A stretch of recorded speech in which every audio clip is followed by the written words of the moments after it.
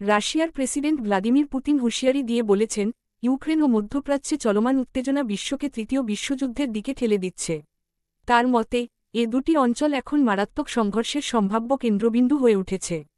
শুক্রবার Saint Petersburg আন্তর্জাতিক অর্থনৈতিক ফোরামের এসপিআইএফ মূল অধিবেশনে ভাষণ দিতে গিয়ে পুতিন এ হুঁশিয়ারি দেন।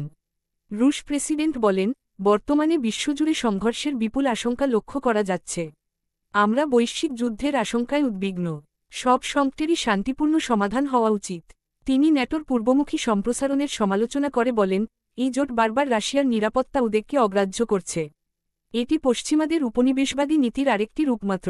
পুতিন এ সময় দাবি করেন, মার্কিন প্রেসিডেন্ট ডোনাল্ড ট্রাম্প তাকে আশ্বাস দিয়েছেন যে, ইরানের বুশের পারমাণবিক স্থাপনায় রুশ কর্মীদের নিরাপত্তা নিশ্চিত করতে যুক্তরাষ্ট্র সহযোগিতা করবে।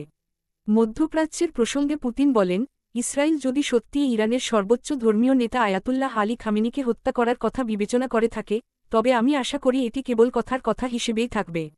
এর আগে রুশ প্রেসসচিব দিমিত্রি পেসকভ সেন্ট পিটার্সবার্গের কনস্টান্টিন প্রাসাদে স্কাই নিউজকে বলেন, ইরানে সরকার পরিবর্তনের কথা যারা বলছে, তারা যেন মনে রাখে, এটা শুধু অগ্রহণযোগ্য নয়, বরং এতে দেশটিতে চরমপন্থার বিস্ফোরণ ঘটতে পারে। তিনি হুঁশিয়ার করে বলেন, যারা আয়াতুল্লাহ খামেনিকে হত্যা করার কথা বলছে, তারা যেন মনে রাখে, তাতে তারা এক ভয়ঙ্কর প্যান্ডোরার বাক্স খুলে দেবে।